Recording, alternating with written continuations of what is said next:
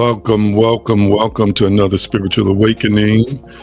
Yours truly, A.G. Green Sr. Thank you so much, family. Joining and connecting with us this evening or whatever time of day it is that you're watching. You know what to do. Tag, share, and text. Text, share, and tag. Let others know that we are streaming live in this particular moment. Come on, family. Let's go. Let's get it. Let's get with it. It's time to vibe with your tribe. Thank you so much.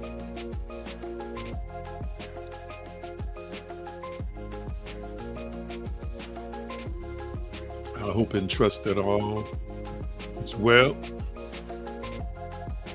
Let's pray. I'm so thankful, so grateful for this moment. Creator, source, and sustainer. Lead us, guide us, sink us, and connect us deeper and deeper in a more deeper way, more intimate way as we draw from you. Thank you for doing what you are to us, in us, with us, and through us. That the gospel of love and the gospel of consciousness be spread in our hearts and spread abroad as we attempt to continue to stand in the power that you are with us, in us, and through us. Thank you that we're evolving, transforming, and ascending, and we thank you for the manifestation of miracles, signs, and wonders. We bless you, even right now, as we remember the name, the example, the power, and the consciousness in the way of Yeshua. It is so, and so it is. Family. What's good? Let me know if you can see and hear me well. Hey, Hillary, our resident therapist. Yes, sir. Good to see you. My Krista, thank you so much. It's time to vibe with our tribe. That's it. Come on, let's type it in the comment section. I'm vibing with my tribe. Type it in the comment section. I'm vibing with my tribe. I am vibing with my tribe. I am vibing with my tribe. Thank you for healing and wholeness. Thank you for transformation. Thank you for elevation. Thank you for understanding and understanding. Thank you. I am vibing with my tribe. Come on, type it in the comment section. I am vibing with my tribe. Thank you so much. I am vibing with my tribe. Down to him that is able to do exceeding abundantly above all that we ask or think, according to the power that worketh in us. We are the temple of God, the temple of the Holy Spirit. We are one with the creator, source, and sustainer. We are not powerless, family. We are powerful. I want you to type in the comment section, I am powerful. Come on, type it in the comment section and speak out loud. I am powerful. Come on, that's it. Type it in the comment section and speak out loud. I am powerful.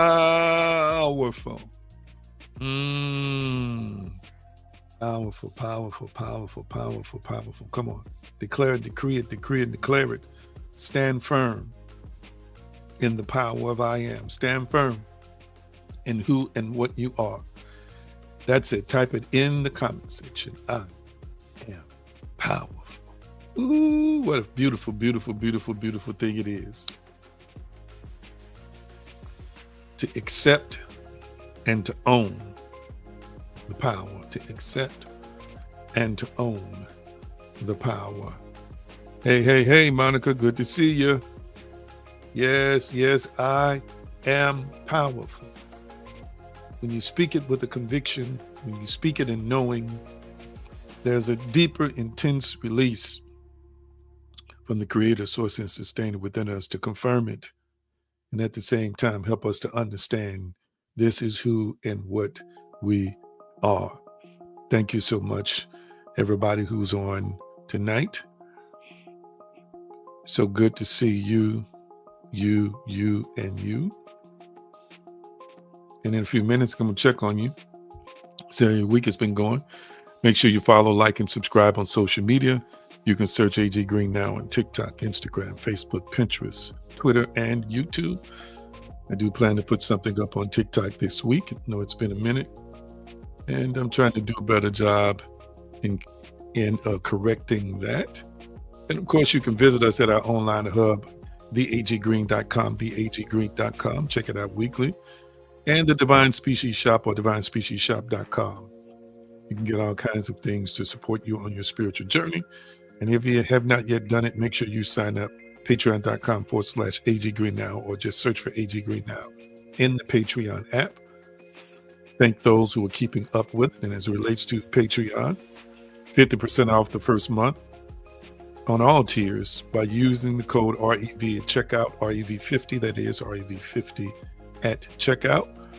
Didn't drop yesterday, but it will drop tomorrow or Friday, the latest episode of the Divine You podcast. So thankful and grateful for everybody who is supporting that on a weekly, week-to-week basis. It does my heart good to know that I have supporters who are not only supporting it themselves, but sharing it with different people in different places at different times. Thank you so much. Got a masterclass prepared for you. But first of all, I got to check up on you. What's good, family? Tell me about your week. What's good? Tell me about your week. Another blessed week. I'm glad to be here. I'm glad to be in your presence. I'm glad to be your servant and your guide. And my week has been quite, eventful. Dare I say at times challenging, but I'm grateful, so grateful to be here with all of you. Tell me what's good. Tell me about your week. Remember, this is your opinion. That means it's subjective. No judgment about how you define and interpret your reality experience. So real quickly, family, what's good? What's good? Talk to me. Tell me what's good. Sipping on my mushroom coffee. Don't normally drink it this late, but I needed something to give me some energy and some pickup, as well as, some good an infusion of good nutrition. But tell me, what's good, family? Tell me about your week. This is how I connect. Well, I'm connecting, but this is how I check up on you. This is how I see how things are going for you and with you. I'm interested in hearing. Let's see how resident therapist says. It's been a full week, staying peaceful and seeing my life and other lives change before my eyes. Beautiful. Beautiful. It's wonderful to see that. Hillary says, tidying up before bed, been a good week, struggling, sleeping at night, but grateful for a full week. Hey, I've had a few nights. I slept well last night, and I think better last night than the night before was an improvement. But I understand the tossing and turning because I've been experiencing that myself. Okay. Yes, I think YouTube has limited hearts you can send. I've watched some other people's podcasts, and it sounds like if you give too many likes on YouTube, some kind of way the algorithm penalizes you. I don't know how true that is, but I've seen some creators say that. So I appreciate whatever you can give, especially your feedback and your comments. Okay. Anybody else? Tell me what's good. Tell me about how your week has been going thus far. I'm interested in knowing. Hillary's got a cleanup thing going. That's good. That's good. Anybody else? Let's see. Anybody else want to tell us how your week has been going thus far? And let me go ahead and pop the next question that I haven't asked you in a few weeks. Need to ask you, how are your thoughts? How are your thoughts? Real quickly, how are your thoughts? I just want to know what you've been thinking and how you're doing in the area of your thoughts. And then I'm going to get into this uh, class on tonight, which is really kind of like a master class, if I can call it that. Uh, real quickly, real quickly. Absolutely. Good suggestion from my resident therapist. Magnesium at night helps with sleep. Absolutely. It definitely helps with sleep. Very natural. And then you might find some blends with valerian root, lemon balm, chamomile, maybe a little bit of melatonin as well as magnesium. Sometimes you can find products with a combination of both. Now, we're not both sharing this information as if we're medical doctors. It's just through research and study from natural remedies. Magnesium is definitely one of those ingredients that helps the body relax and go to sleep. So that's a good suggestion for you, Miss Hillary. How are your thoughts, family? Let's see. My thoughts are intentionally creative, and I've been expecting and seeing synchronicities and manifestations. That's so awesome. That's so awesome. Thank you so much. Anybody else want to share how your thoughts? How are your thoughts? Real quickly, how are your thoughts? Tell me, how are your thoughts? Real quick, let's see. Monica says, I'm really good this week. Looking forward to spending time with family this weekend. Wonderful, Monica. Love to hear that. Love to hear that. Anybody else want to share how your thoughts are thus far? Okay, let's get into some of this teaching on tonight. Get that off the screen. I've been talking to you about the four pillars of conscious creation, four pillars of conscious creation. And last week I did a recap. And in the recap, I kind of got lost in the presentation. I got lost in the subject matter. When I say lost, I mean I kind of went on a tangent. And my Krista says her thoughts have been good. Wonderful, wonderful. I went on a tangent in just kind of revisiting things that we have already discussed. And so I could have finished up last week and I didn't. I was almost at number 4. I think I ended up at number 3. And this evening, as I was looking over notes and preparing to have a discussion with you tonight, it just occurred to me that that I should spend some more time on number 3. And matter of fact, I want our resident therapist to put up the number in terms of installments in this series, where we are in this series, um, the name and the title, like he always does every week.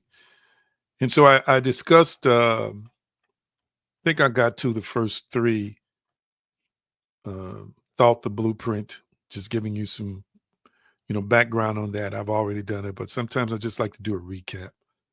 I believe that repetition is a hallmark of good teaching. Then I got to feeling is the fuel, and then assumption. Number 3, assumption, the inner reality. Number 4 is action, the bridge. But I just, since I need to spend some time, more time on number 3, I've discussed number 3 numerous times. I know this, but I want to do a little bit of a deeper, I don't want to say necessarily a deeper dive, but a slightly more um, detailed dive or detailed explanation. Thank you, Part 6 Conscious Creator, of number 3. So I want you to, and my assistants are on tonight, but I want you to type in the comment section, assumption is the inner reality. Assumption is the inner reality. Type that in the comment section. Assumption is the inner reality. Type that in the comment section. Assumption is the inner reality. I would preface my presentation tonight in similar fashion as I have done before. I don't care what religion you're a part of. I don't care if you believe in God or not, if you believe in the Creator or not. I think one of the many things that is has been proven over the last several thousand years that is culminating, and I shouldn't say culminating, but I should say rising, experiencing a crescendo of sorts, is that people are living what they assume. They are living their assumptions, and their assumptions are manifesting and creating reality. Now, I've said that before, and I've shown you again. I'd like to remind you, I've shown you from theology, I've shown you from scripture, I've shown you from metaphysics, I've shown you from psychology, I've shown you from quantum mechanics and quantum physics. I just needed to say that because you will run into people who are skeptical, and they don't understand that they, in the conversation, are manifesting their skepticism through communication.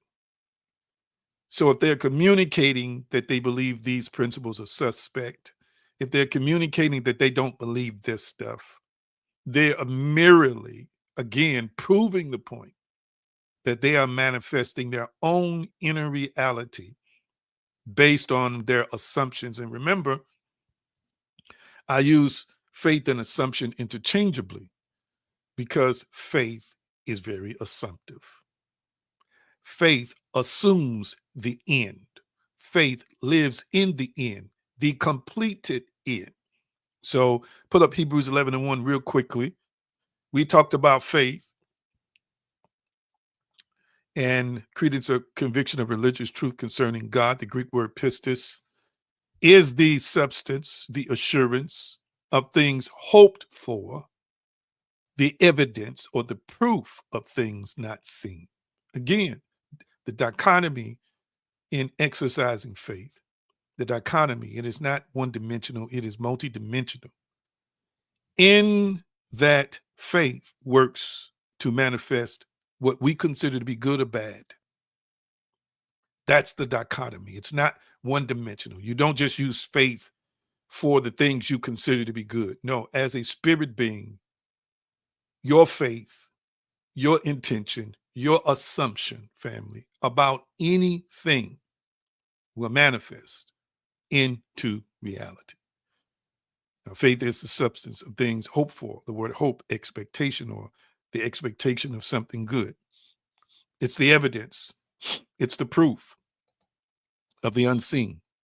And the unseen, family, is is faith itself, is the invisible faith itself that we possess. Faith, remember, is a noun. I believe I showed that to you, which means that it literally is encompassing all situations, all circumstances. Now, faith is confidence in what we hope for and assurance about what we do not see. One day we'll put the Amplified up. I used to do that a lot. I love the Amplified Bible's translation of it. Put this up on the screen. I always like to remind you of this wonderful quote and assumption. Though false, if persisted in, would harden into fact. Again, I can always substitute that with, and faith, though false. The false part of the text is, again, if you, in the moment, like me, are manifesting weight loss, and I see myself as 175 pounds, and I'm declaring that I am 175, and I'm envisioning that I am 175, and more importantly, I am identifying or taking on the identity of a person who weighs 175 pounds. When I first start, my body, the scale is going to measure in mass what my body is in the now. So the body has not shifted to where the spirit already is. So in the now, it appears that it's false. It appears that my assumption of being 175 is false because the scale is going to read more. But he says in the text, if persistent in, meaning if you assist in faith, if persist, excuse me, in faith, if you persist in what you assume, then it's going to harden or crystallize or solidify into fact, meaning that my body will align with what I have assumed or what I've created in faith within. So don't be discouraged when you start thinking things and saying things and speaking things, and there's a part of you that feels like it's false. I want you to understand that you must continue to be persistent in that assumption. So we're going to get deeper into it tonight. I want to share with you, in addition to what I just said, and that is, assumption is not wishful thinking. It is a conscious decision, family. It is a conscious decision to occupy the inner state of fulfillment until reality conforms. You're not waiting for evidence. You're training perception to lead evidence. I'm going to say it again. Assumption is not wishful thinking. And that's what some folk think it is. Oh, this wishing, you're just wishing. That's all you're doing. It's not really real. You can't really see. You can't really touch it.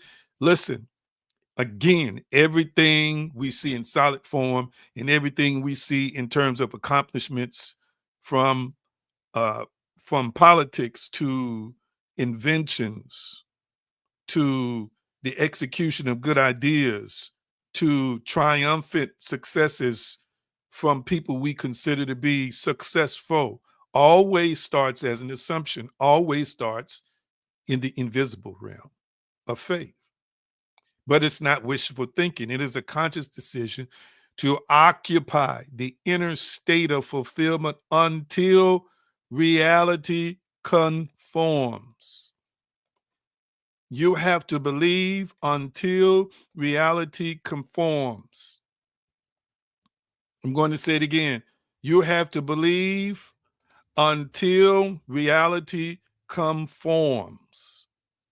I want you to type that in the comment section. I must believe until 3D reality conforms.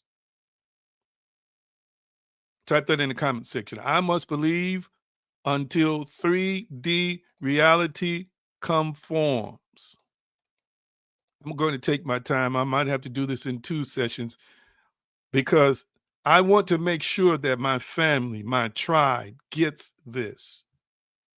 We are going to have to toughen up in terms of our faith and our assumption and stop allowing old thoughts that are manifesting the present reality and reality moving forward, because again, we're in the process of becoming that identity, and we're still going to see the residue and the reflections of old thinking even tomorrow and the day after, although uh, the inner man is being renewed by day, the outward man is supposed to be perishing, not just in the physical sense, but in the 3-dimensional sense, that which we believe from a periphery or peripheral, or a state or point of view that it's external to us. I want you to know and understand and recognize that things will continue to show up in your world that you have not cleaned up yet in your thinking. You have not cleaned up yet in your belief systems. It's going to continue to show up. Do not be discouraged that you're meditating and praying and you still see the same finances 10 days from now. You still have the same attitude you don't want to have in 20 days from now. It seems like the same chaotic expressions or the chaotic pop-ups are continue to be there. It's because you are becoming. It's because that script has already been written and already been transmitted. But be encouraged because it's changing as we speak. You're not waiting for evidence. You are training perception to lead evidence. You are not waiting for evidence. I'm teaching this, learning this more and more. And the more I get this, the better I am. The more I get this, the more peace I possess, family. The more peace I possess. When I stop looking out here to determine what's real to me. When I stop looking out there to determine what's real for me. I'm training my perception to lead evidence, to go ahead of the evidence, to bring the evidence in. Hallelujah. I feel this. Family, hear me real clearly. Hear me real clearly. When you believe something, and this is something we got to stop doing, but we got to work on doing. And the reason why I say we have to work on doing it is because we are trained that seeing is believing. That's what we're trained to believe. So we're trained that these senses, it must confirm to us what's real. And if these senses cannot confirm it as real, then we are taught that it is not real. That's the whole part of the whole foundation of science, is there must be supporting empirical evidence or data. Where does this data come from? In science, they're relying on the senses. They're relying on their experiments and the results of those experiments, family. We're talking about science now. This is how people are taught to interpret what reality is, to believe what reality is. When in truth, that is an inferior, in some respects, a relic, a ancestor. No, not an ancestor. Something that happens after you have created inner reality or reality within.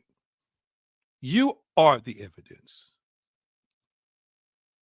I want you to type it in the comment section. I am the evidence. Type that in the comment section. I am the evidence. Wow.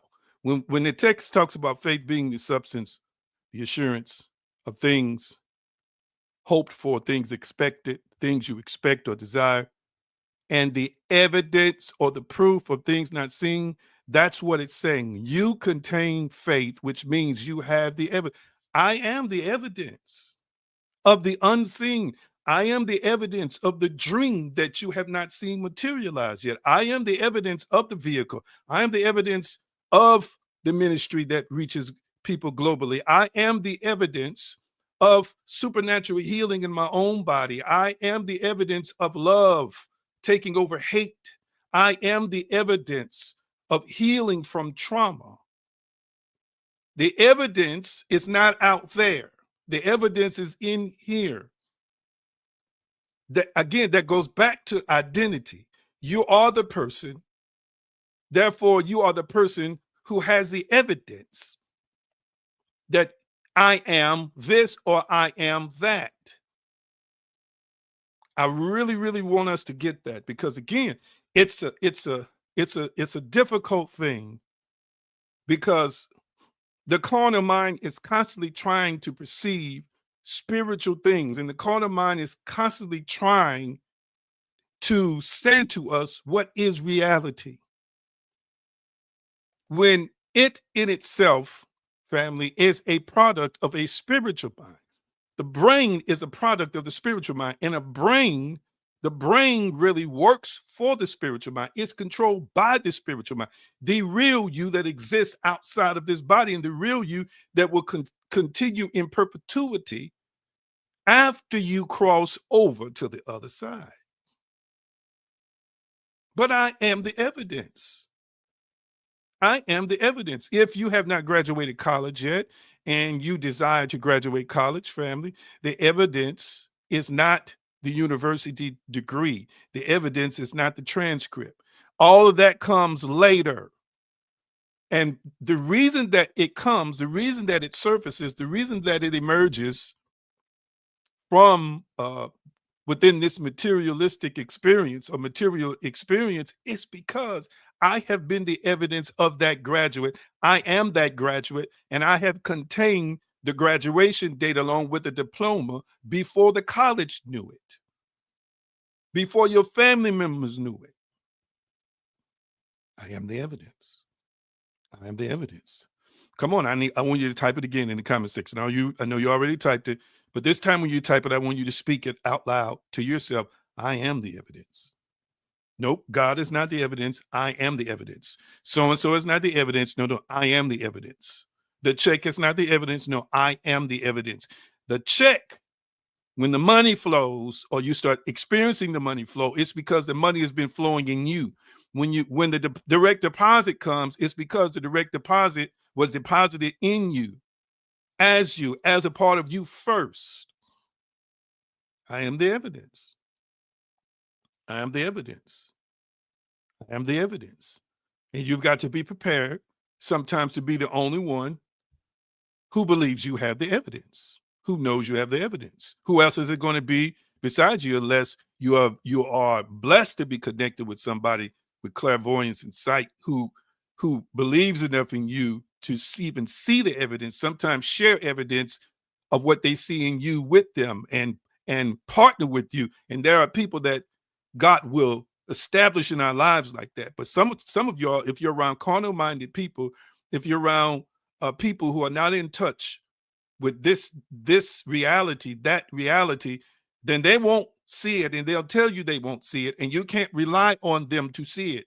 It is your job to see it and be it. Okay? Be it and see it. Therefore, I am it. Be it and see it. Therefore, I am it. Type in the comment section. Be it and see it. Therefore, I am it. Be it, that's identity. See it in the inner vision. Therefore, I am it. I am it. If you want that job in corporate America, stop seeing yourself as a cashier. Nothing wrong with a cashier. You're trying to graduate from that. If you work in a manufacturing plant and you want to work in the office, you want to come off the floor, you got to stop seeing yourself as a person who works on the floor. And you've got to see yourself as the person in the office, which means you have to be it. First, the person who is promoted to office work, and you be it, therefore you see it. I'm seeing it now. Therefore, I am it. I want us to really grasp a hold of this principle. Grasp a hold of this principle. And let's make it natural. Let's make it natural. Let's make it natural. Let's talk to ourselves so much. Let's envision so much that we are it until it feels natural, meaning it doesn't feel foreign and strange, and meaning you have less and less thoughts that are contentious, that are contending with you and trying to prove you as false. You have less of the old programming, less of that old version of you, and more of the new you. This is what I want you to understand in terms of assumption. The inner conviction.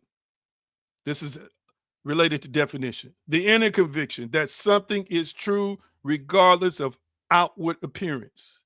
That something is true regardless of outward appearance. This is why I love Neville Goddard's statement, circumstances don't matter. Listen, we got to have a conviction, family, that something is true regardless of outward appearance. Well, I don't want to be made to seem like I'm some buffoon. And I don't, watch this, I don't want to be the only one who sees it. Listen, when you're trying to when you desire to manifest an outcome, don't concern yourself with what other people see. If you're trying to manifest a person, let me use this as an example. You are manifesting a person based on your desires. What you think, what the problem is that you think that person, I shouldn't say this, I'm going to say it. You think that person actually has a will in your world, in your desires. No, you are manifesting the outcome of that person based on your beliefs. Therefore, that person will show up in alignment with that. That's a whole subject for another time. So I want to encourage you, stay with the inner conviction. It's true. It don't make a difference what it looks like. It's true, even if it relates to you.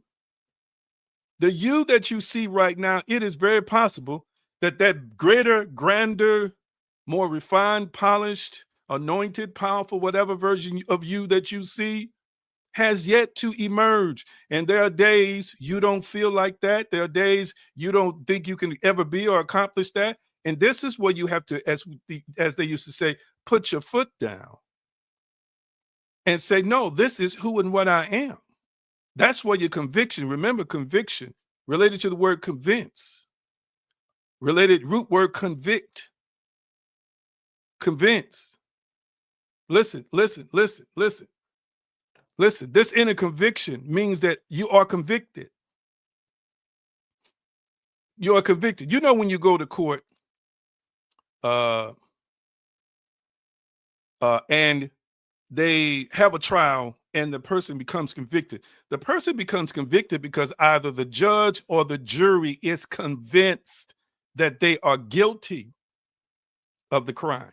They are guilty of violating the law. That's how they become convicted. So a conviction in a court of law, again, is based on a convincing or being convinced. And what is that based on? The evidence. Wow. I want you to start operating in a play on words with that. Yes, yes, yes, I'm a multimillionaire. So I am a convicted multimillionaire, not convicted of a crime, but meaning that I am convinced that I am a multimillionaire. Conviction. I love and admire children who from a young age have a conviction so strong that other people think it's a delusion, and they end up becoming exactly what they were convinced they could be. And I'm talking about in a positive, good sense. The state of being that magnetizes circumstances into alignment. That's another definition of assumption. The state of being that magnetizes circumstances into alignment. So listen, there are so many definitions we can ascribe to working parts, agents in the universe that form a coalition of sorts to manifest faith, to manifest what you believe. I want you to understand that the state of being, okay, state of consciousness, state of being, when you have a conviction, you're operating from, remember, faith is a state of consciousness, which causes you to occupy a state of being, a state of being, a state of now, a state of who you are now. Wow. It will draw things into your life. It will draw things from this place and that place. It will draw people. It will draw opportunities. It will set you up for greater things. It will set you up for better things. Hear what I'm saying today. Hear what I'm saying today. I want you to understand that when you are properly assuming the thing you want, that's why you become a magnet for those things. Now, I've shared this about relationships. Let me share it like this. If you have faith, family, or an inner conviction that you are really, really broken, guess what's going to start happening in your life? You're going to start attracting broken people, wounded people, hurting people. Why? Because that's your state of being. You're magnetized now to draw people like that into your life. Say you decide that I am an administrative assistant, and you create that identity of being an administrative assistant. You start moving in your life, educating yourself, preparing yourself, working the hours of an assistant, utilizing all the various different softwares and things like that, perfecting your craft like a personal assistant. Now that's your state of consciousness that causes you to have that state of being. Eventually, the magnetism from within the faith that you possess that's created this persona, not this persona, but this state of being, this you, It's going to be recognized by God and recognized by the universe. And that's why you're going to start seeing inboxes. You're going to start hearing more conversations about personal assistance. You're going to start accessing opportunities. You're going to start finding yourself in situations and circumstances where these things are drawn to you now. Talk back to me. Y'all kind of quiet tonight. Am I making any sense to anybody? Let me know if you can still see me and hear me well. Let me know if you can still see me and hear me well. Let's talk about the mechanism of inner reality. The mechanism of inner reality. And I'm going to put some things in the comment section to help you see it. I feel this. I feel this. Communities like this are important. Our tribes like this are important because as we continue to persist or persistently present the facts, present this data, present this information along with testimonies, and I'm talking to people now.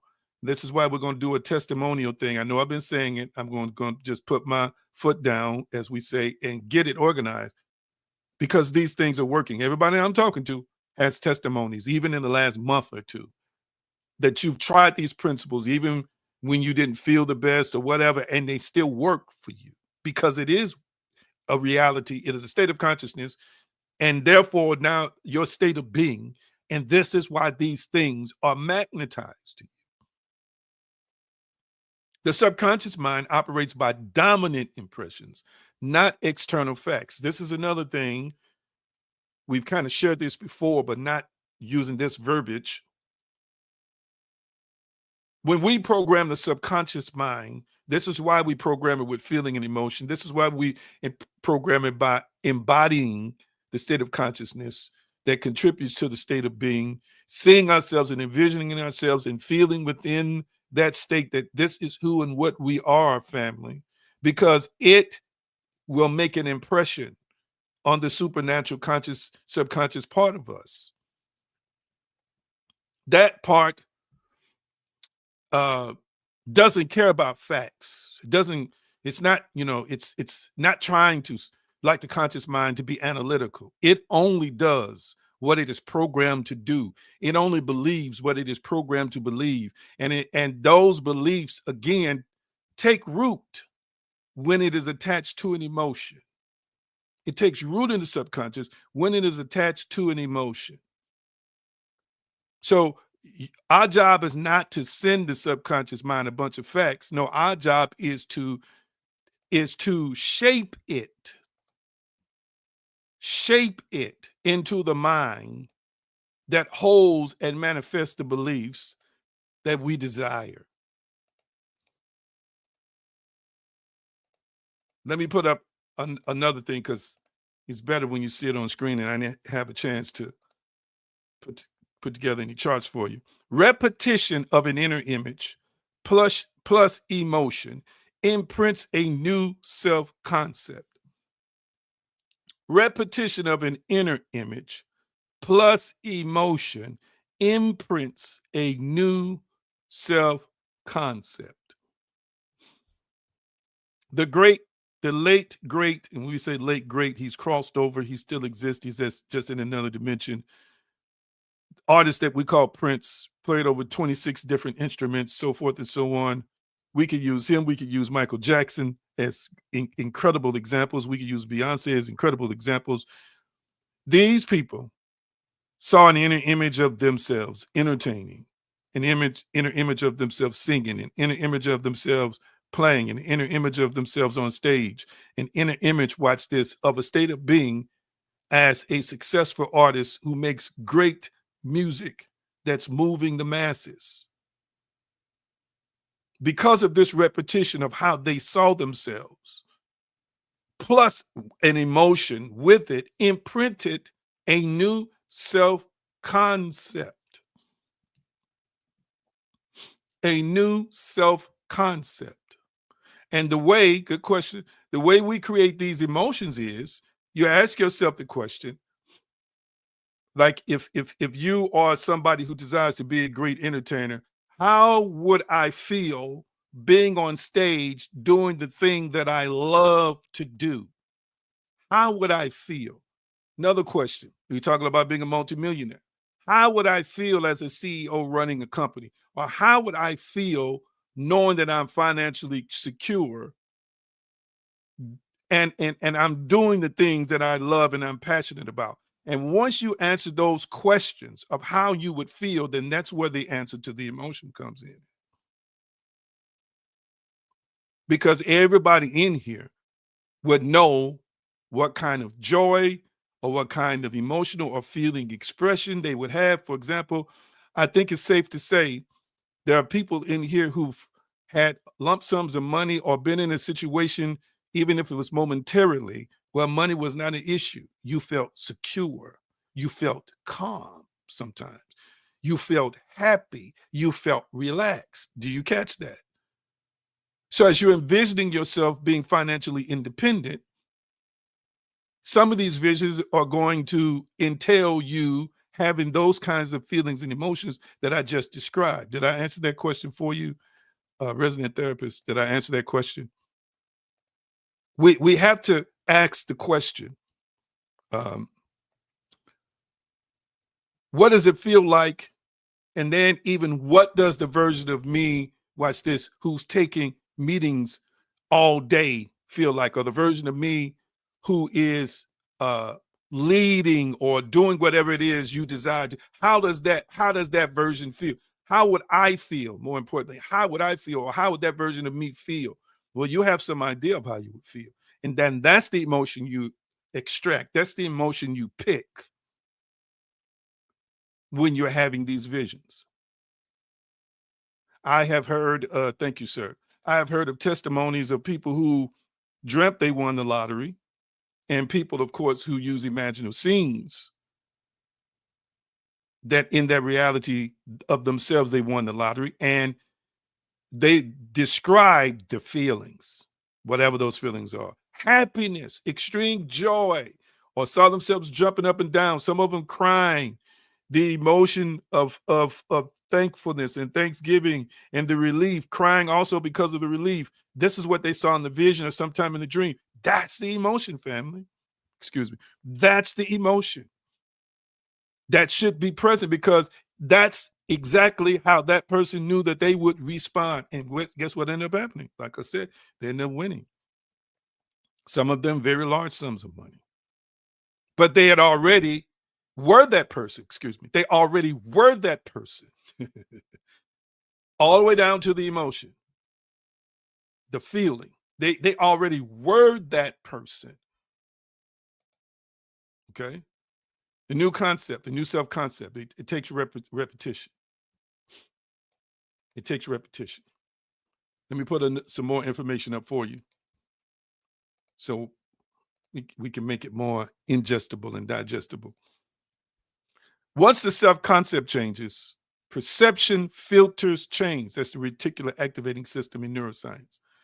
Once the self-concept changes, perception filters, change. Perception filters change. Once the self-concept changes, perception filters change. And I'm going to talk in a few minutes about the neuroscience of assumption. So I'm going to come back and revisit that statement in a few minutes. Let's see, we're getting close to an hour. Can I go a little bit over tonight? Are you enjoying this? Can I go a little bit over tonight? Can I go a little bit over tonight? Can I go a little bit over tonight? Y'all talk to me. I was only going to do one solid hour. I'm feeling better. Can I go over tonight? Because I want to try and get, let me see. I'm going to find a good stopping place here. Find a good stopping place here. Let me look at okay. See where I can stop at. Let me know if I can go just a few minutes over tonight. We're going to cover real briefly scientific and psychological support for assumption. Thank y'all. Appreciate that. Thank you so much. Okay, here we go. It's been proven that self-fulfilling prophecy, in other words, expectations, influence outcomes, according to Merton, 1948. When we have an expectation of something, again, I'll get briefly into the science of the reticular activating system probably next week, but I'm going to touch on it a little bit today. Let's see here, family. What's a good example? Well, if you were going to eat at a restaurant, this is a good example right here. When I ate meat, I used to one of the places it cost you to eat was a place called Fogo de Chao. And don't get me wrong, they have other Brazilian steakhouses that are probably just as good. But in Atlanta, I love Fogo de Chao. It might cost us $200, $300, $400 to eat there, but it was delicious. Well, you set the reservation, so days in advance, I am seeing myself eating at Fogo de Chao. I'm seeing myself enjoying those delicious meats. This is when I ate meats at Fogo de Chao, ate meat. So as I'm seeing that, my reticular activating system is preparing itself for that event, all the way down to filtering things, allowing things to come into my brain or into the brain that supports how I'm going to accommodate enjoying that night and how I'm going to enjoy that night, filtering out anything that could contradict the experience of me going and the experience that I expect to have when I'm there. And then I start making choices to influence the outcome, meaning I have changed my schedule. Watch this. I've already decided the day of, I'm not eating nothing because I want my whole appetite. I want my whole body, including that stomach part, to be ready to accommodate all those good, savory, well-seasoned meats. So all of the steps in my life are focusing on manifesting that outcome, which means my decision-making is directly affected by the self-fulfilling prophecy, meaning my expectation of will influence the outcome. So people don't understand. If you have been walking around saying things never work out for me, family, you are the prophet who will fulfill that prophecy, not the devil, not God, not it. It's you who made the prophecy, who created the prophecy, and you fulfill it because it's your expectations. So guess what? You don't realize it. Once your subconscious catches a hold of that and believes that this is what you want it to create, and this is what you want it to send into the spiritual universe and send into the natural universe, as you're transmitting and radiating this, you don't understand, but you're going to start doing things to prove that that's correct. You won't even realize until you get to a certain point. Okay, well, let me go on and shut this down now because stuff like this don't work out for me anyway. That's underneath the surface. If at some point in time, it's going to come out. You're sitting in the car dealership and they're about to run your credit, or they ran your credit and something comes up and you were optimistic until you got to that point. And then that part of you is going to speak up eventually. And it's going to say something to you in the form of thoughts. Well, things just don't go for us anyway. I seen so-and-so, Shaquita came in here and she had a 550 credit score and got what she wanted. But hey, that's the way it works for other people. That don't work that way for me. So it's kind of like when it looks like it's going to end the way you prophesied, created the prophecy and fulfilled the prophecy 100 times before, this when we see what you really believe, because that programming surfaces in the car dealership, in your mind, to influence the outcome. Because this is the way you believe is. So in the becoming stages, you have not subdued that part of you yet. And when there is a disappointment, bam, there it is. You fulfilled the prophecy every single time. You don't understand. This is you. It's you creating the boomerang experience. It's you creating this experience ending like this. And from time to time, the Creator has mercy and grace on us, and the stuff we don't believe actually happens, and you're super duper shocked. And then you will say it again. I'm just shocked because this don't happen to me. These kinds of things just don't happen for me. I always had to get it the hard way. Let me give you some more scientific support. Some of this stuff, again, we've already covered in more detail. The placebo effect. In other words, belief alters physiology even when treatment is inert. Again, we've discussed this over and over again. I discussed various different types of placebo studies. Y'all know that. So I don't want to go into too much detail about that. Let me bring up the next one so you can see it. Mindset research. Fixed versus growth mindsets. Reshape learning trajectories. Now, when I came across this information, I've already created a class for us. I don't know when I'm going to get to it. I've already created a class for us, but let me briefly touch on this. With a fixed mindset, abilities are seen as innate, which means that it's just in you. It's already a part of you. It's like it's hardwired. Okay. And that's that, meaning you have what you have when you're born, and that's it. Okay. But a growth mindset is where abilities can be developed, with the latter leading to greater resilience and achievement. So, in other words, a person with a fixed mindset basically has come to a conclusion that this is just it for me. That's that. Why is this relevant to the discussion about assumption and faith? Because this is where people struggle. Glad to say our resident mystic, Pastor Chirk, on. This is where people struggle with faith. If you have a fixed mindset, like I kind of gave you the illustration about things just never happen for me, they just don't happen for me like that, that's a form of a fixed mindset.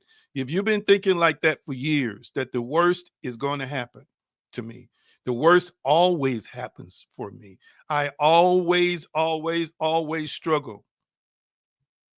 Okay.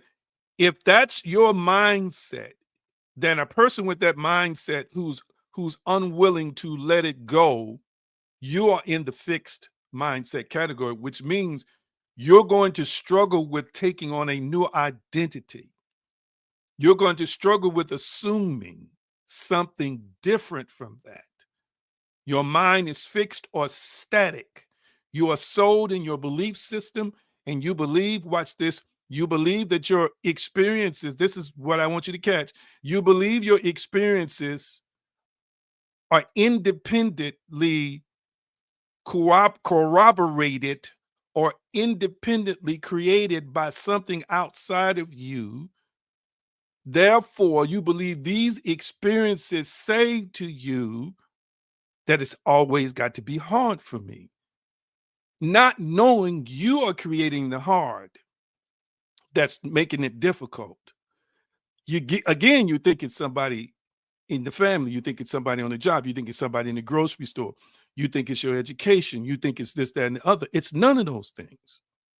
It's really you. So your mind becomes fixed. And when people like me come along and start talking this kind of talk, how you can shift that and change it, have more and have greater and be better and all this other kind of stuff, that programming, there's a part of you that wants to change and say, yes, yes, yes. But that programming eventually is going to rise up and say, but that don't work for me. That don't work for us.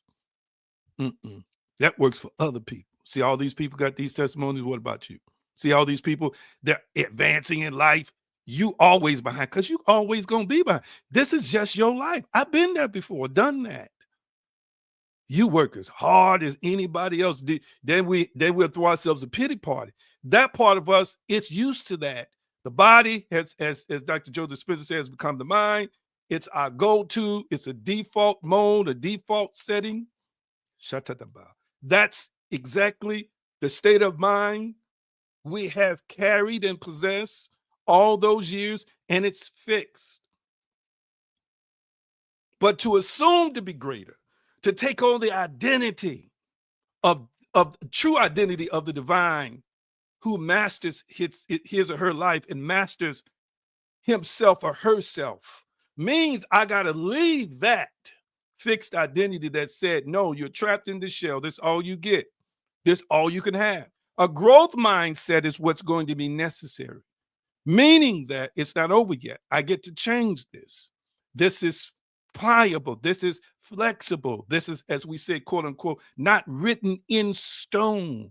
I can do some things to alter the outcome of my life. Am I making any sense to anybody? Y'all quiet. Let me put this up on the screen. Am I making any sense to anybody? I'm almost done. Y'all gave me a few minutes to go over. I hope you're absorbing this. Predictive coding theory. Predictive coding theory. The brain constantly matches external input to internal models, according to Frisch in 2010. Now, this predictive coding is basically saying, again, this is what's incredibly intriguing, but yet an indictment against all of us as conscious creators. We thought in here, and it showed up, as we say, out there. We embodied the state of consciousness and the state of being through the assumption of an idea or a personal philosophy, and it manifests and crystallizes. For example, go back to the car. Well, my credit's so bad, and I knew I wasn't going to get the car anyway. It was a shot in the dark. I was just hoping against hope. I was just really hoping for a miracle. So what you're going to do is, you don't understand, again, once again, you place yourself in the position for the denial, because although you called and asked 15 people to pray for you, that part of you the deeper part of you didn't really believe you were going to be approved.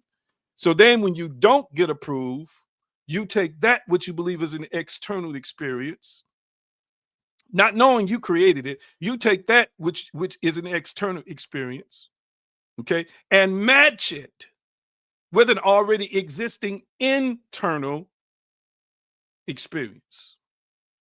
So you're going to take that external input and place as a part of an internal model, or mentally and psychologically, how you process mentally and psychologically what you believe or don't believe, mentally and psychologically, your core beliefs.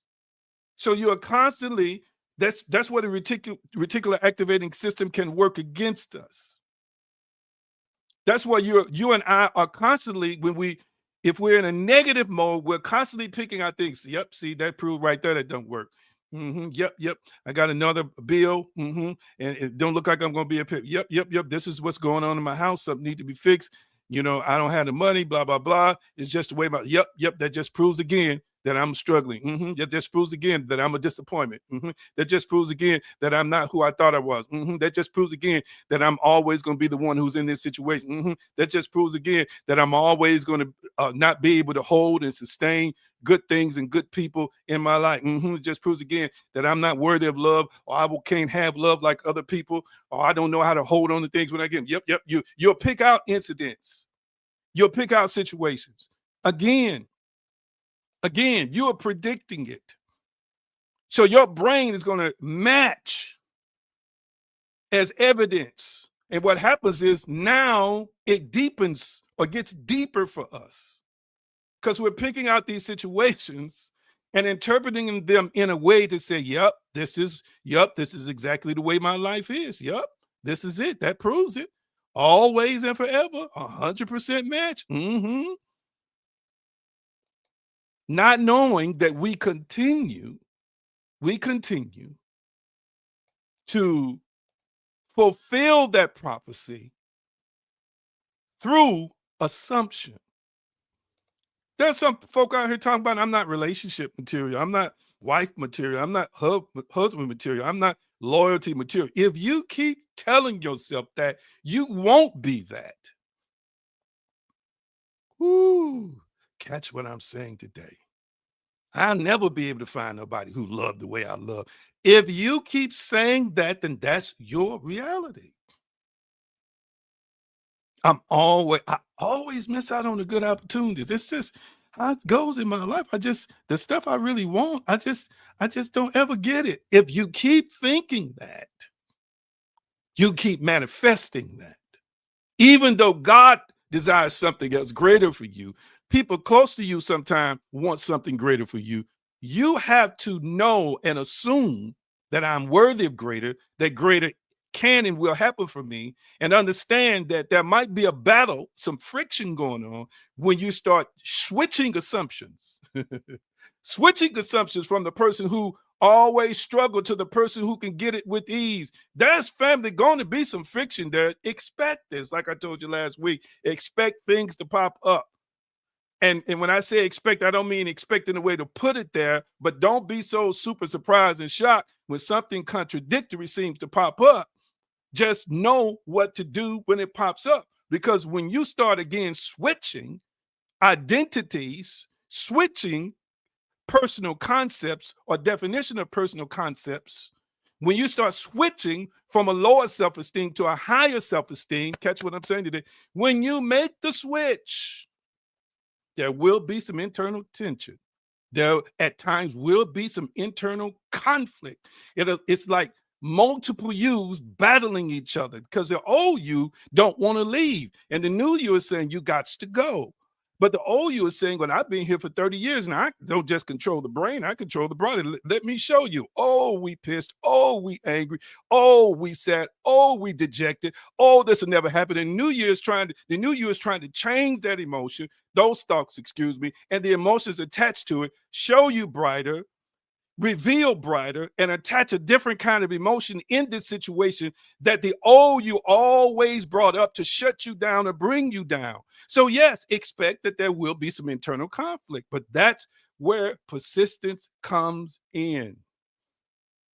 Assumption rewrites the internal model the brain uses to interpret reality. You just got to continue again. Every day in every way, I am getting better and better. Every day in every way, I am getting better and better. Things always work out for me. That's the way it's supposed to be. I always get what I want or something better. You have to continue to rewrite through assumption. Okay. I am a new creature. I am a new creation. I'm not that old person anymore. Body may look the same. Lips may look the same. Hips may look the same. Eyes may look the same, but the enemy has changed. The enemy is different. The enemy is new. Listen. Sometimes you might have to scream at yourself. You might have to look in the mirror and walk through the house. I do it from time to time. I'm not going to lie. No, I'm not that me anymore. No, I'm not going to let this take me down that rabbit hole. No, I'm not going to be angry. No, I'm not letting you drag me down into my feelings. No, I'm not letting you take me off of the course of the new me. I'm not letting you take me out of my new identity. I'm just not going to let it happen. I'm an observer of my thoughts. Sometimes, many times, I'm laying there in the bed, said, nope, I don't choose you. Or I'm walking through the house. I'm saying, nope, not choosing it. Catastrophic thoughts will come to my mind. Thoughts of fear, jealousy, insecurity. And I'm saying, nope, don't choose you. And hear me. What's powerful about it is that when a thought comes, again, an emotion is attached to it. So I'm not just fighting a thought, I'm fighting the emotion too. So I'm talking out loud because I need to break up that trend of thought. And then I need to substitute it with the emotion I want to feel in the moment when these thoughts that I no longer want to own, these thoughts that I no longer want to possess, these thoughts that I no longer want to be my friend and my family. Hear what I'm saying today. These thoughts have been your friend and family for years. People get empowered in certain situations when they think certain ways. It makes them feel protected. It makes them feel safe. It makes them feel secure. You got to deal with all that. You got to work with all of that stuff. Sometimes you just have to speak out loud to yourself and don't care who's around you. No, I'm not doing that. No, I'm not going to think that. No, I'm not going to accept that. No, not doing it. Not that person no more. Be quiet. There are times I've had to tell those thoughts to shut up. Many times. And it's worth it. Hear what I'm saying today, and I'm done. I'm done. I'm going to start with the metaphysical next week. I'm done. It is worth it. I'm going to say it again. Any challenge, any hard, what you consider to be hard, arduous, laborious, annoying, exhausting, maybe feelings you may have because you are trying to fight. You are showing up to fight for the new you, to be the better you, to alter and change those thoughts, family, is worth it. I'm telling you now, it is worth it. And I say this to encourage you. As you are embodying the new you, this inner civil war will be fought. But you got to look at the big picture. You got to look through the macro lens, not the micro lens. You got to look through the big lens. When you're exhausted and tired of depression or anxiety or misinterpreting stuff or low self-esteem, low self-worth, recalling trauma, trying to process trauma, trying to understand how all this is impacting my assumption, my faith, my self-concept, my self-worth, my identity. Hear what I'm saying today. And yes, at times it can be exhausting. You got to look at the big picture, which has the bigger, better version of you in it, and say it's worth it. You have to speak that it's worth it. You have to know that it's worth it. You have to embrace that it's worth it. You have to accept that it's worth it. You have to tell yourself in that moment that the greater me that is alive and well is worth it. I get to have that peace and that contentment that I know a version of me has, that I know God desires for me as the ultimate version of me. I get to be with the one I love all my life and experience love I've never had. I get to have the career that fulfills me, that thrills me and pays me well. I get to serve in ways I've never served before. This is worth it. This is worth it.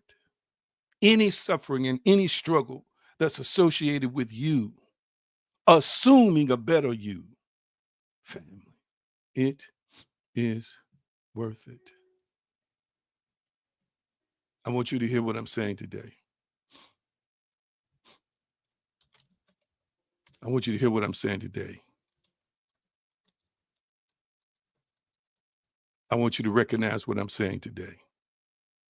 Because sometimes we get discouraged.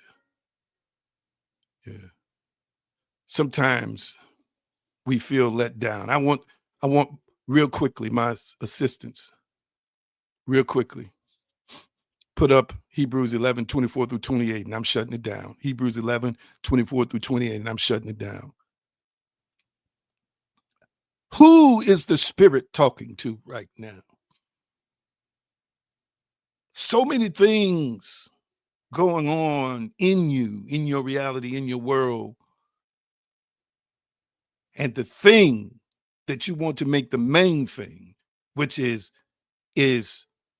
doing the inner work, which is shifting from one identity to a better identity,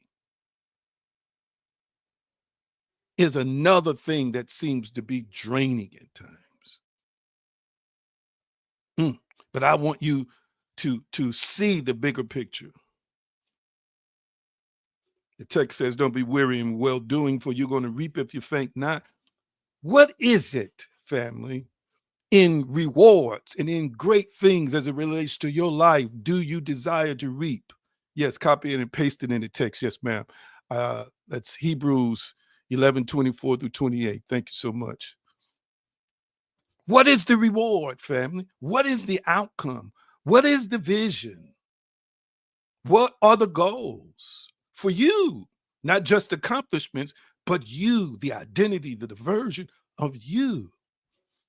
I want to be the vessel and the container that is one with God and knows it's one with God and uses wisdom, knowledge, and power to change people's lives radically, supernatural, by supernatural means, healings, miracles, transitions in mindset, transformation of hearts, manifesting new identities, manifesting better realities, whether it's spiritually, mentally, physically, financially, socially. What is it? What is it? Thank you. By faith, Moses, when he was come to years, refused to be called the son of Pharaoh's daughter, choosing rather to suffer affliction with the people of God than to enjoy the pleasures of sin for a season, esteeming the reproach of Christ greater riches than treasure in Egypt, for he had respect unto recompense of reward. Sometimes, family, the old me gives me temporary gratification. The version of me that I'm trying to escape at times offers me an outcome that's appealing to me, that's pleasing to me, the pleasures of it, access to people, places, and things, or just being comfortable in a mindset, a protective mindset. It's not beneficial long term, but temporarily it is. The vices you used to reach for to comfort you can be appealing to you in the moment. But like Moses, you got to see the bigger picture. you got to invest in delayed gratification. You've got to decide within yourself, if I stop the work, if I stop the progress, how does this impact me showing up as the best version of myself? If I enjoy this tiff, if I enjoy this layover, if I enjoy this lay down, if I enjoy being the recipient of quick illegal money, if I enjoy laying down with the wrong people that I have no future with, if I enjoy quitting because I'm used to quitting, if I enjoy living in my cave every time I get hurt because I feel good momentarily, if I enjoy using certain vices that lift me, and it's going to make me feel good and be accepted in the moment, am I choosing in that moment the micro or the macro? Will that produce a return that's most beneficial for me long term? If I keep making these decisions, hear what I'm saying today. Will it keep me from moving from level 1 to level 10? We've got to learn how. We've got to learn how to make choices, family, that's going to benefit us in the long run. For by faith he forsook Egypt, not fearing the wrath of the king, for he endured and seeing him who is invisible. Though through faith he kept the Passover and the sprinkling of the blood, lest that, and we can stop right there. I want you to realize it is tempting in the moment to want to stop growing, stop progressing. Maybe you faltered. This is your wake-up call. Get back up. There's a you standing at the top of the hill. There's a you standing at the top of the summit. There's a you standing at the top of the mountain. There's a you that's a history maker that's saying you can't stop changing, assuming better and greater. You can't stop. Yeah, they said no. Yeah, you got turned down. You want to retaliate. You want to do this. You want to act the way you used to act. And you only get temporary gratification when you do that. What does that cost me in terms of my destiny? What does that cost me in terms of a higher, better version of me? What does that cost me? One thing that professional athletes have to learn is that one moment on the field where they lose it all or say the wrong things can completely jeopardize their career and eventually mess up their money, mess up their finances. I know guys that's out of playing football and out of playing basketball right now because they could only see the micro, not the macro. They couldn't see the bigger picture.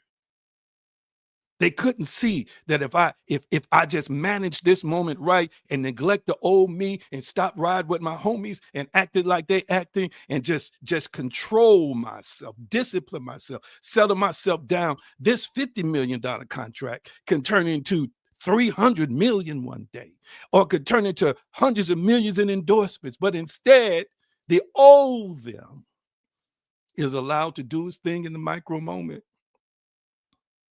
Who is the Spirit of God speaking to here? Be invested. Be invested no matter what, family, in a growth mindset. Yep, I failed 10 days in a row, but I'm not going to fail on day number 11. Yep, I made some mistakes, but guess what? I'm dusting myself off. I'm getting back up again, and I'm going to keep pushing. I'm going to keep striving. I'm going to keep believing. Watch this. I'm going to keep praying. I'm going to keep connecting with the divine and the universe. I'm going to keep meditating. Hear what I'm saying today. I'm going to keep affirming. I'm going to keep envisioning me as a better me. And I'm going to continue. Even if I stumble and fall, I'm going to get back up and take on the habits of the successful me. I'm going to take on the habits of the healed me. I'm going to do whatever is necessary. Whatever is necessary. Whatever is necessary. And last but not least, I don't know why I just continue to sense this leading. I continue to sense this leading to tell you this, family. And that is circumstances don't matter. We're going to type that again, and I'm going to shut it down. And I want you to give today as God has blessed you to give. The Creator has blessed you to give. But I want you to type in the comment section, family, circumstances don't matter. Come on, type that in the comment section. Circumstances don't matter. Come on. They don't matter. They don't matter. Let's meditate on that. Next week, if I finish this teaching up, I'm going to take you through 3 exercises. I'm not just going to just teach you information. I'm going to take you through, I think it's 2 or 3 exercises next week, along with this, in alignment with this lesson. If I get to that point, we'll do 3. But I need it to resonate in you, family. Circumstances don't matter. Circumstances don't matter. Come on, type that in the comment section. Circumstances don't matter. They don't matter. They don't matter. There's a lovely person watching me right now who was traveling and having challenges. I was with her for part of the journey. We stopped a total of 3 times at 3 different mechanic shops to look at something, and nothing was charged. The last shop fixed it, and that person was considering their finances. But circumstances don't matter. Did you catch what I said? They don't matter. I've been in situations, even myself, stranded, having car problems, pulled into a gas station, got on the phone, tried to find a shop, ended up coming back to the gas station. There was a man that eventually met me there. The store clerk said this person called them. They showed up. I'm talking to the man, and I had my family with me at the time. I gave him a word while we were talking. The man started getting emotional. I think he had his wife with him. Fixed everything. And it was a job he could have charged $50 to $100 for. Free. I was on a mission of mercy to see a pastor who had been going through and got on the road with a suspect vehicle at the time and broke down. Circumstances don't matter. That's right, our resident mystic. If Peter hadn't looked at his circumstances, he would not have sunk. Circumstances don't matter. I got a feeling that my Chrissy can tell you personally that circumstances don't matter. I got a feeling that our resident mystic Wesley Turk can tell you circumstances don't matter. I got a feeling that our resident therapist, Pastor Jared Cotton, can tell you from experience that circumstances don't matter. I even got a feeling that Monica Crawford, from personal experience, can tell us that circumstances don't matter. I got a feeling that Brenda Harris, from personal experience, can tell us that circumstances don't matter. Brenda, I heard the word mystic when I clicked on your name. I heard the word mystic when I clicked on your name. The divine has some deeper, more intimate experiences for you. You're getting ready to start traveling more outside of your body, traveling more in the spiritual dimension, Brenda. And I also see you're going to have encounters with benevolent beings. I see information being handed to you. I see answers to circumstances and situations being handed to you. And I see a gift that's going to shift your identity. It's going to shift your power. It's going to shift your vibration. It's going to shift your energy. You are the breadwinner, and you've got folks depending on you. But things are shifting even right now, Brenda. As I speak, things are shifting, Brenda, for you. My goodness, my goodness. And as you have been thinking about doing for others, especially those 2 or 3 that's really close to you, that's clinging to you, Brenda, those 2 or 3 right now are trying to decide how they can do things for you. You are loved, Brenda. You are accepted. You are dynamic. You are powerful. And the shift is already taking place right now. And I hear the Spirit say right now, circumstances don't matter. Stand in the identity of authority, unlimited authority. Stand in the identity, Brenda, of unlimited power. And watch the divine and the universe crafted and created by the divine conspire to work with you, conspire to work on your behalf. And right now, I declare and decree the manifestation of health goals. I declare and decree the manifestation, hear me, of financial goals. I declare and decree the manifestation of family and intimate relationship goals. I declare and decree, last but not least, the manifestation of the mystic that is Brenda, the emergence of an otherworldly knowledge, an otherworldly wisdom, shatataba, even right now, that's taking place. And from the crown of your head to the soles of your feet, Brenda, I declare healing and wholeness in your spirit, in your mind, will, and emotions, in your body, and in your finances. Don't worry about the financial deadline. The financial deadline has considered you. Hear what I'm saying today. And what you want wants you more. Oh, yes, I sense it so strongly. It is so, Brenda, and so it is. All right. Let me go on and get off here. Let me say this, because when the prophetic starts, I have to shut it off. But Monica, there's a shift that's taking place. There's a shift that's taking place, and it's taking place in people around you. There's some people being shuffled in your life. So don't be surprised if people go and new people come. But let me tell you why. The shift is taking place because it is a sign that you have shifted, which means there has to be an alignment, a realignment.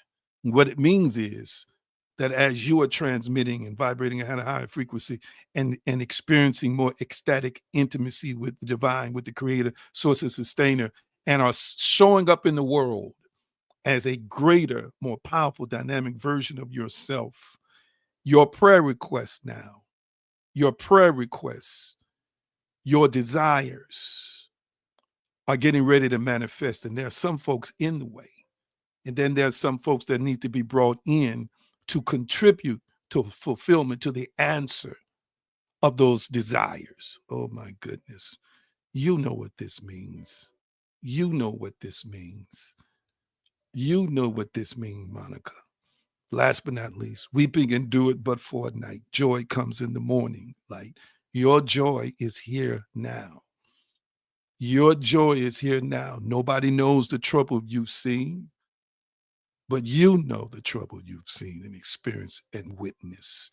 The shift is already taking place in you. Last but not least, that one son you mentioned the other day is blessed to be a blessing to you. He has a heart of gold, a heart for you. Continue to practice great guidance or sound guidance with him, because your guidance is going to keep him on the right path. That's going to cause him to have a measure of success that will not only bless him, but it's going to bless you and those associated with him. And I don't even know what he does, but I see greatness, the potential of greatness. The seed of greatness is in him, and you are nurturing that seed. Oh my goodness, my goodness. I hear it so clearly. Be encouraged. Things are shifting right now on your behalf. It is so. And so it is. Thank you, thank you, thank you, thank you. Mm-hmm. Thank you, thank you, thank you, thank you. Let me get off here. $ AG Green, if you want to give today, or use Anthony G. Green in a Hotmail to give by Zelle, and aggreenenterprises@gmail.com if you want to use PayPal. And you can always go to theaggreen.com to the donation page and give there if you desire. I certainly appreciate your donations. They help me and this platform. Appreciate you. Love all yours so dearly. Thank you so much, Monica. Appreciate you. Thank you for your support on this platform. The shift is here right now. The shift is here right now. I got to get off here. The shift internally has taken place in you. And therefore, what we consider to be outward must align with the shift that has taken place in you. Be persistent. Show up in the morning, family, as the highest version of you. Who and what you believe that highest version of you is. Show up as that, no matter what circumstances say. Show up rich, even if you just got $20 in your bank account. Show up with the habits of a successful person, even if it looks like nothing you're doing is working. I want you to understand that your assumption, as the great Neville Goddard said, though false, if persisted in, will harden into fact. And last but not least, Yeshua said, if thou canst believe, all things are possible to him that believeth. Shalom, shalom, peace, wholeness, and prosperity. Nothing missing, nothing broken. It is so, and so it is. And I'm going to see many of you all in just a few days. Know that I love you, and I thank you for all that you do. Keep me in your prayers, your thoughts, and your meditations. Thank you for being a part of this journey of awakening and transformation. Support the Light Through Revolution, Inc. by liking, sharing, and giving. Cash App $AG Green and $AG Green Enterprises. You can also give by Zelle. Anthony G. Green at hotmail.com is what you use. And Chime $Anthony/Green/336. If you haven't joined as a member of Patreon, now is a good time. We're a spiritual community that's evolving, transforming, and ascending. If you like what you have seen and heard, connect with us. It's time to vibe with your tribe. Also, take time to visit theaggreen.com for the latest developments and just explore divinespeciesshop.com for spiritual tools to elevate your life. Your love and support helps keep this mission alive.